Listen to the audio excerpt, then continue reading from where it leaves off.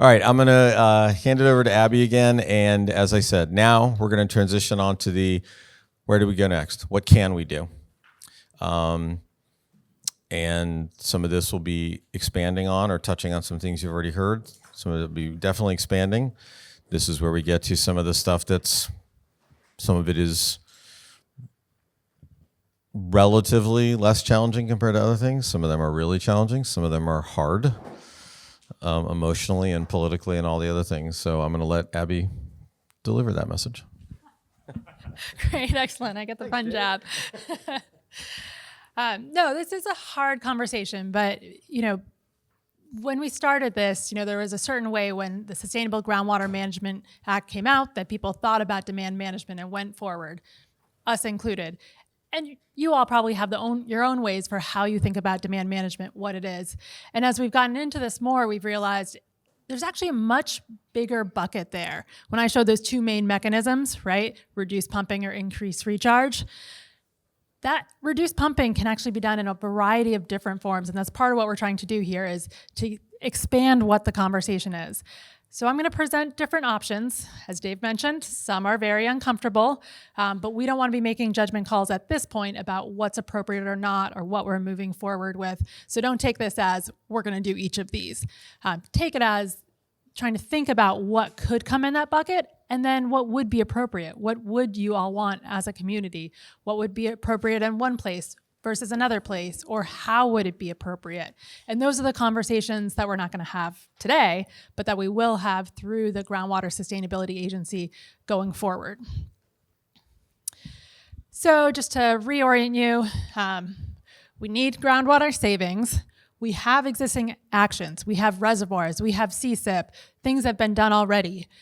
There are projects that are either constructed or are being improved, or there are feasibility studies going on. And that includes not just demand management, but also on the recharge side of things or alternative supply side of things. And there are future actions. So what we're talking about is still one slice of the pie, right? It's in this broader context, and there are other things that I'm not going to mention here.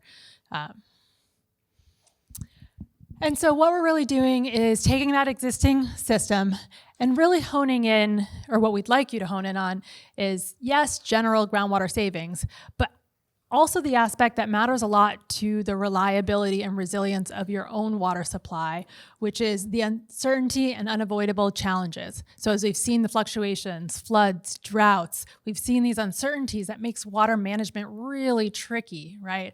If you know exactly what you have, you can plan for it. But planning for ups and downs and infrastructure failures and different things makes it really challenging. And it's not just infrastructure challenges, it's the droughts and floods that I mentioned, those climate uncertainties or precipitation uncertainties.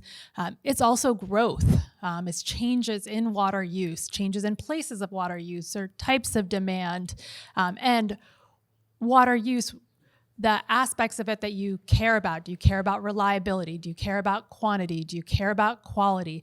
All of these come into play. Changes in demand patterns, infrastructure failures I mentioned, and then regulatory changes as well.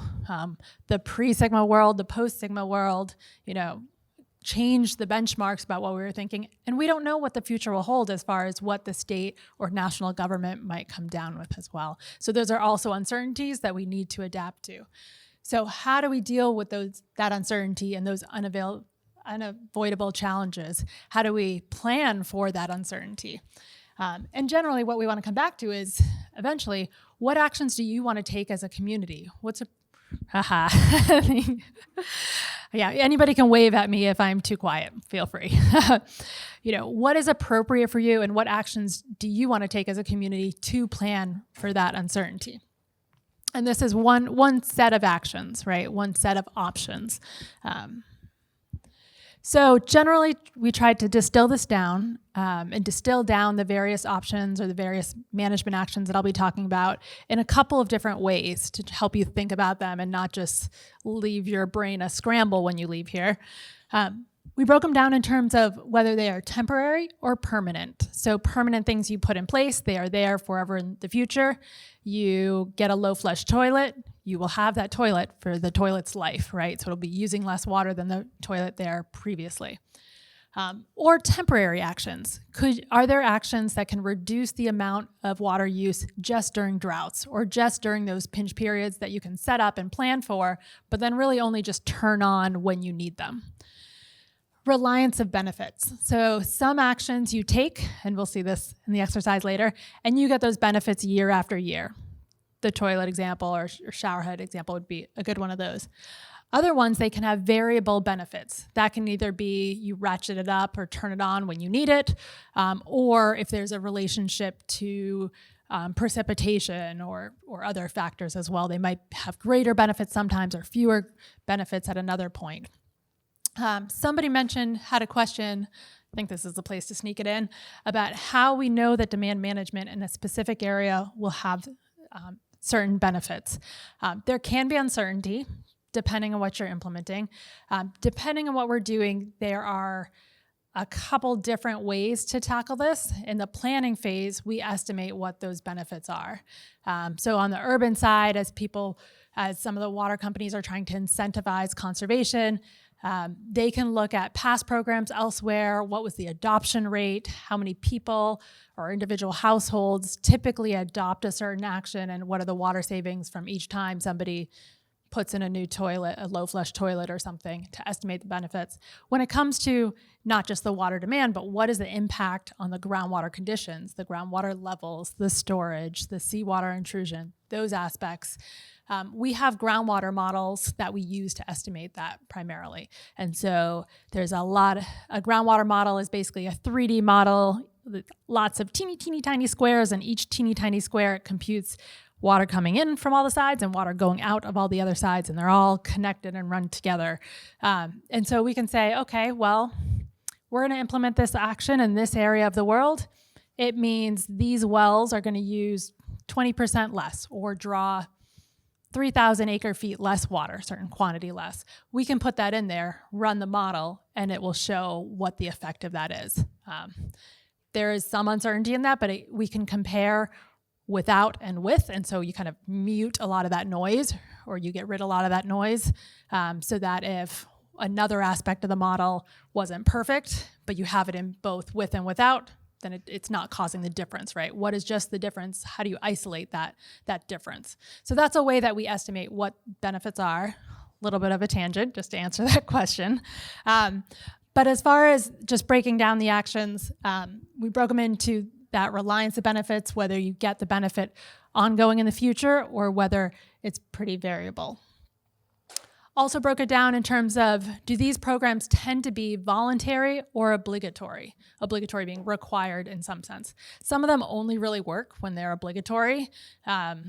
It's really hard to say, would you like to pay $50 extra a month, right? Nobody's going to want to pay extra, right? That you need to have, that needs to be obligatory across everybody that's part of whatever program. And these aren't necessarily hard and fast lines. This is generally how these actions tend to be done, but the actual design of what would be done, once it's decided what would be done, is part of that planning phase to figure out what's appropriate. And then variable cost. So there is typically a cost to implement a certain action or project. And then there's often a cost to maintain it. How much of it is one-time cost that then you accrue the benefits over time, but you don't have to keep paying for, versus you need as a higher cost to maintain that. It's somewhat variable. Try to give you a little bit of an idea of how much of it is upfront versus over time. And then I do want to caveat this, the how things are paid for is still a big question, and that's a big planning question. There are some things that can be less expensive for an agency to implement, but the costs of it might be borne by those water users that are implementing it, versus other things, the cost might be borne more by an agency, but then not as much by the users, or some mix in between. So just because I kind of group these into categories as far as low, medium, high cost, those are very broad just to help you wrap your head around it. But what those costs are depends on the design of a program and who bears those costs. An agency that ultimately spreads that out either among the users or gets grants, versus the effect on the local economy and specifically the growers, right? There's a variety of ways that can happen. So Just wanted to acknowledge that up front. Okay, so I should also say this is not an exhaustive list. And also, if I missed any huge category here, by all means flag that for us, right? We want to be looking at and making sure we're acknowledging what different things are. I mentioned we generally rank them as far as benefit, the low cost, low benefit to high cost, high benefit, and somewhere in the middle. That is a generalization to help you wrap your head around it, but anything would depend on what is actually implemented and how it is designed. These actions can be implemented separately or together. There's a couple of them that really work well together, and I'll highlight that in here. And then a couple of them are variations of other ones just to help you wrap around your head around how they might be different. So the first one, because it's somewhat easy, we just talked about it, is urban conservation, right? We saw this especially with the recent drought and the state mandates of needing urban conservation. These are water savings that come from individuals that invest in new practices and technologies, not on the agricultural side. This is on the urban side or domestic side. These tend to be permanent, so the low flush toilets, low flow shower heads, that type of thing. They are voluntary typically, so rarely do municipalities say, everybody needs to put in a low flush toilet, right? But they offer incentives. They try to encourage, right? And depending on what the agency does, you get a different adoption rate, right? It's just them sending out an email with a certain amount of response rate. A monetary incentive gets a different amount of response rate. Sometimes assistance on actually implementing those things gets a different response rate, right? You have more people adopting something, you get greater benefits, right? But rarely is it obligatory.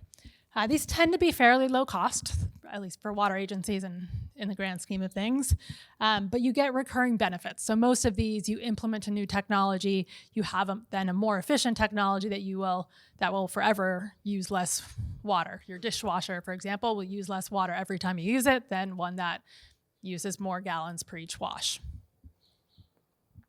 Decentralized residential water capture. Again, we're talking more on the household side of things. These water savings come from individuals storing rainwater, typically for non-potable use. So we're lucky we can do it in this state. There are states such as Colorado where actually they view precipitation as that of the state, and you're not even allowed to have a rain barrel to capture that and reuse it, much to my sister's chagrin. But here we can, and so you can have your own rain barrel, capture rainwater, use it to water your lawn or gardens, whatever you want to water, and then you're not drawing that water from a water system or from the groundwater basin as you typically would, right? It's a type of alternative supply. By having another source of supply, you cut down on your water use that is coming from the groundwater basin, right? These tend to be permanent, tend to be voluntary actions. Nobody's making you have a rain barrel. Typically low cost, and then you get recurring benefits year after year. Another aspect I want to introduce here to think about is when and how much benefit you get also depends on the type of action. So I moved from DC originally, had my rain barrel there. They actually came out, fully bought it for me. Somebody came and installed it. They cut my drain pipe. It was great, easy. All I had to do was show them in the door. And DC, you get frequent rainfalls, right, all throughout the year. So it basically watered my garden. Like I rarely had to use my hose for that. Here, it does not. We have a wet season and we have a dry season. And maybe during the wet season we have a few storms, but it tends to be when you need less irrigation. You don't really need to water your lawn as much, right? And then when those rains stop, if they do stop, occasionally you get rains throughout the year, you empty your rain barrel, and then if you don't get a rain again for several months, you don't refill it, so you don't get to use it. So your overall benefit of that rain barrel is different with the wet and dry season. I've certainly seen people who have big cisterns who can do a lot more, but you need to capture a lot more water to get the same benefit. So just something to think about as far as your context and where you are. And certainly different parts of the valley get different precipitation too. Promote best agricultural practices. So we're talking more on the agricultural side now, similar to the urban conservation being increasing efficiency and essentially best conservation practices. On the agricultural side, we heard from Norm earlier about everything that's been done in this valley already to reduce water use. And these water savings come from individual growers and investing in new technologies and practices. And so these tend to be permanent. You put them in place, you have them, tend to be voluntary, typically low cost for an agency to support, and you get the benefit year after year. Some of the questions to think about for you in this valley are, okay, what's been done so far?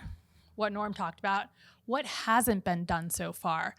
We often get the people who have adopted everything coming to these meetings, but what percentage of farms haven't adopted certain practices that might be appropriate for their crops, right? And what is that additional benefit that could get there? And how would that be incentivized, or how would an agency promote the adoption of those practices? What might those growers be responsive to, right? And those are questions that will come into the design phase of this. Limit place of use. So this is one that is not used here. I'm not even sure it's appropriate here, but it is a tool out there, so we wanted to introduce it. This is when water savings come from limiting how far water can be moved. So this is something that's used in other places in California or elsewhere. It's typically done on a county scale or something where you have a line, and if you are taking water from one area, or people are taking water from one area, using it elsewhere, and you limit it and say you can't move it there, or if it's to the detriment of where the water is coming from, right? You're pumping, lowering groundwater levels in one place, but using it elsewhere, and through an ordinance or something can limit that, then it just prevents, it's a way to reduce use. It can be temporary or permanent. It typically is obligatory, right? I should also mention it needs to fit with existing water rights and laws, and that side of things need to be figured out. But it is a tool, typically lower, medium cost to an agency, and with recurring benefits year after year. Provide water use data. So this is when water savings come from individuals assessing their individual water use and increasing their efficiency. So having data, ET data, evapotranspiration data, for example, or using AMI, as we talked about, different forms of providing data so that you gain a better understanding of when you use water, how you use it, where there might be leaks or inefficiencies, to really help bring in line the real need and not waste water along the way, right? This is a type of program that is typically permanent. You set it up, make sure you have the data, you have the technology, the software, people are using it, right? It does require some maintenance over time. You continually need to have that data, right?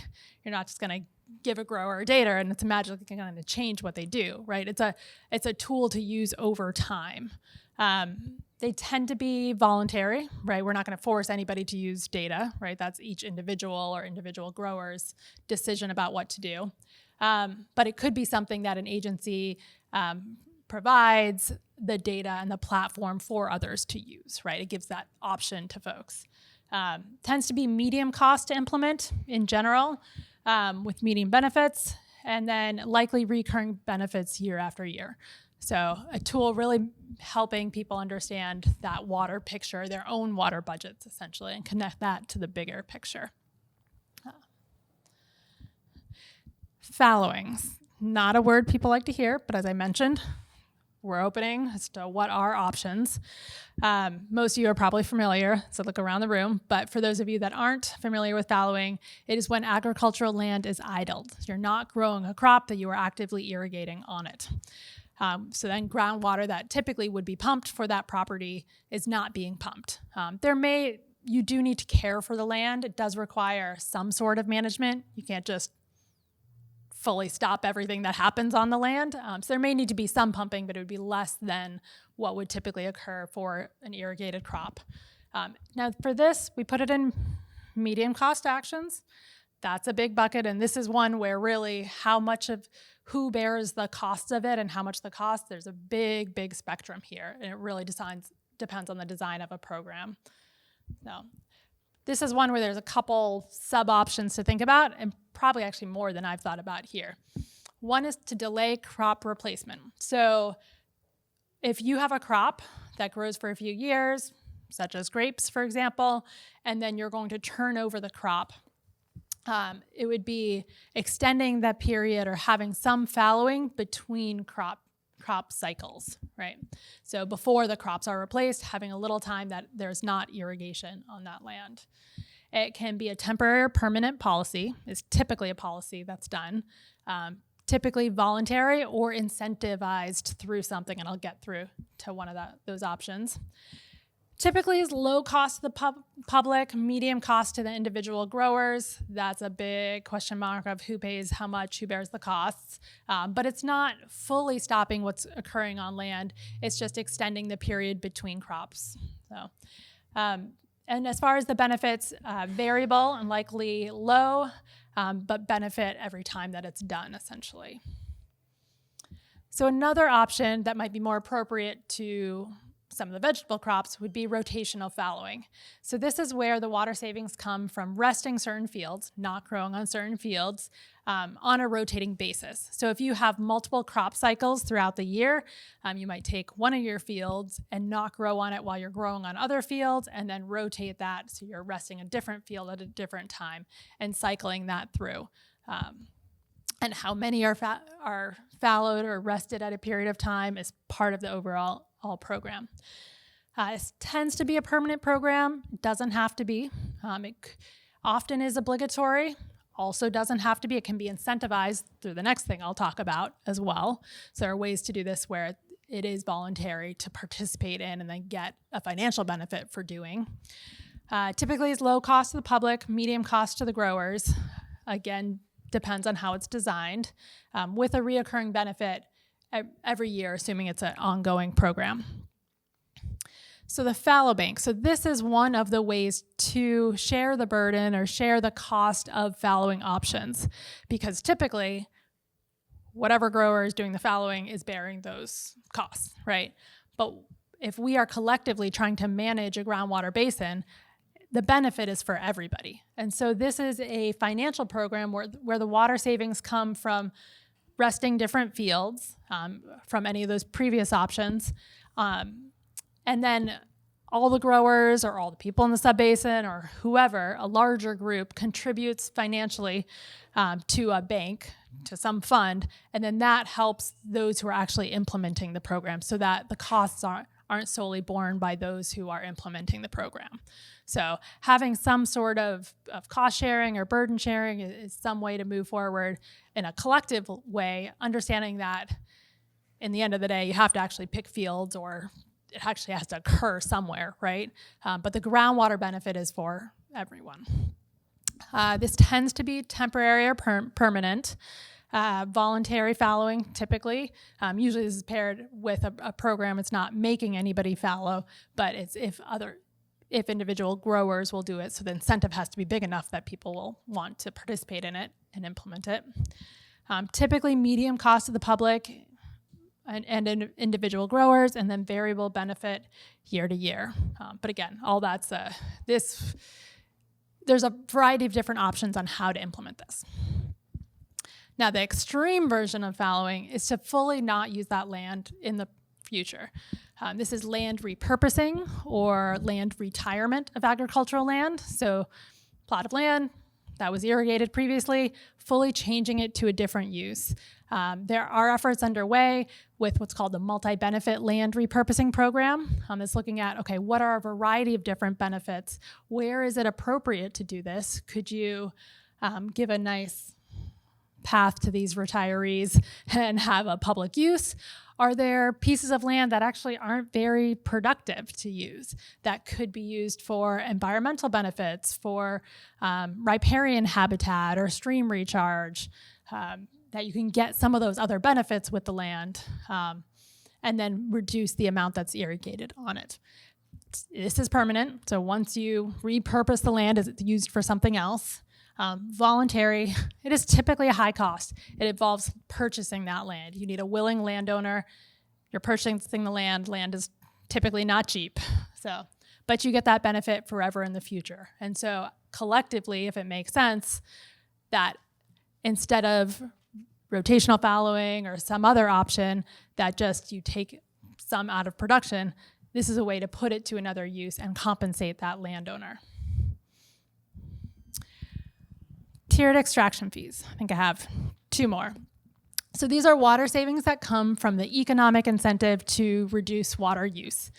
There are a variety of ways that you can do this. We see in the energy sector quite a bit. As your energy bills go up, people tend to try to conserve more, right? So you're using a financial incentive to try to encourage conservation.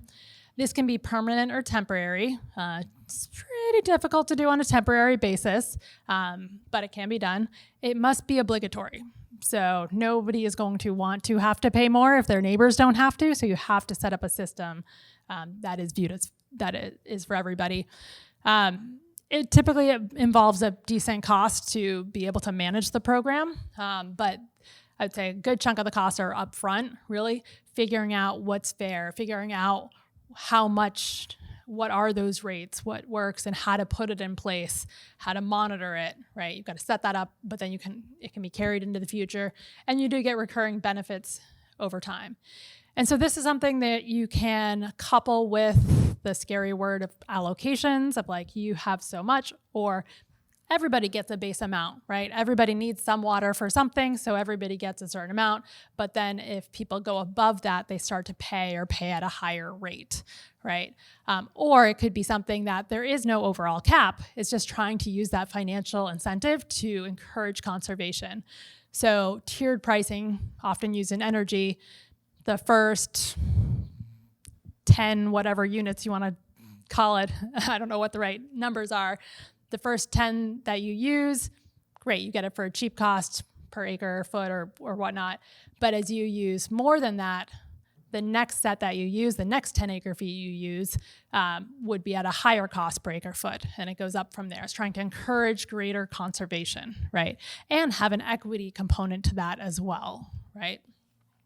So there's a variety of ways this could be put in place. And then the more extreme end of this would be compulsory rationing. This is something that's been more used in urban spaces. So, and it doesn't have to be flat across the board, right? We need water for lots of things. But if you go back to that 2015, 2016 drought, did anybody get a notice from their water purveyor saying, you can't water your lawns, or you can only water them on Tuesdays, or something like that? Yeah, right? Those are aspects of compulsory rationing. It might not be across the board. You could still water your lawn once a week or something like that. There's a variety of ways, but it is obligatory, right? It's not an option, it's set. This can be permanent or temporary. So this is a good one that could be a drought measure, for example. Only during droughts, only in that pinch do you really do it, and everybody's kind of pitching in to do it. It tends to take a high cost for the program to manage it, especially if there is enforcement, right? And depending on where you are, people may or may not follow it. There are different ways you can incentivize it. You could set a really high penalty so that if you are found, it's a disincentive, or there could be some sort of enforcement, and that takes agency costs to do that. And then you get the benefit when it's in place, right? So that's kind of the extreme variation. Now I remember the slide I wanted to rearrange. Let me take questions there, and then we'll jump to the next.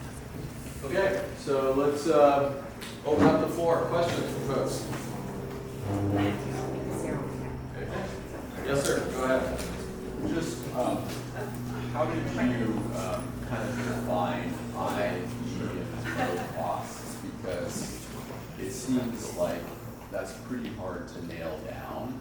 And in reality, some of these things may actually have high costs for people when overall the average might be medium or the average might be low. Like, especially when you have any cutbacks in agricultural production, I think there's going to be high costs probably for a certain part of the workforce, and that should at least be mentioned. I know it's hard to kind of encapsulate it all, and you did a great job, but it's just, I think the reality is there's some high costs hidden in those scenarios for some people. Yeah, so he's asking how we define things as high, medium, or low cost, in part because the cost might be borne by different users and they may be high for certain ones or in certain cases. This is what I was trying to mention, maybe not eloquently enough at the beginning, that those are really broad buckets and they really depend on how something is designed and how that action is put in place. So I was trying to just wrap your heads around there being a spectrum, but there was not a formula there because nothing's been designed yet, right? It's different in every context, and who bears the cost and how, if it's a high cost or a low cost or what percentage, that's something that comes in the planning phase to estimate. Okay. Are the concepts of fallowing, rotational fallowing, retiring, or repurposing going to focus on critically overdrafted subbasins or all subbasins? Sure, we are not there yet. These were general options of things that could be done. The GSA has processes to work subbasin level. Thank you. Yes, so the GSA has, as I mentioned, 6 different subbasins. There are implementation committees that meet for each of those subbasins that they are the ones who are thinking through what's appropriate for our particular subbasin, and then that will go forward in how it's designed. So those conversations will happen through the GSA. This presentation was not who's going to do what. We're not there yet. And I'm also only presenting that kind of subset of management actions. There are other projects underway. There are other feasibility studies underway, and they'll look at that full breadth of what their options are and whether they need it. You had a slide that showed Tier 3 and Tier 4 fees. Or tiered, I knew you had something about tiered fees. Yeah, right. Are these defined, or is that just sort of a conceptual? This is just conceptual. It's just to wrap your head around that you could have a higher fee for greater water use, but that would need to be designed in a program or in an action if it was implemented. First step is to see, is it appropriate for any place? So. And as we've stated a couple of times here today, and to that point, and to the answers that Abby just gave, the next step, and I'll look to Brad if you want to weigh in any more on this, is that to start taking this conversation then next at the subbasin scale, working closely with the implementation committees, and that was really a fundamental underpinning of this work, which is to broaden the conversation about what this means. We were certainly seeing that there was a more discrete and probably not expansive enough interpretation of what demand management is when, like I alluded to, I'd gone out and done these interviews, and we wanted people to be able to work from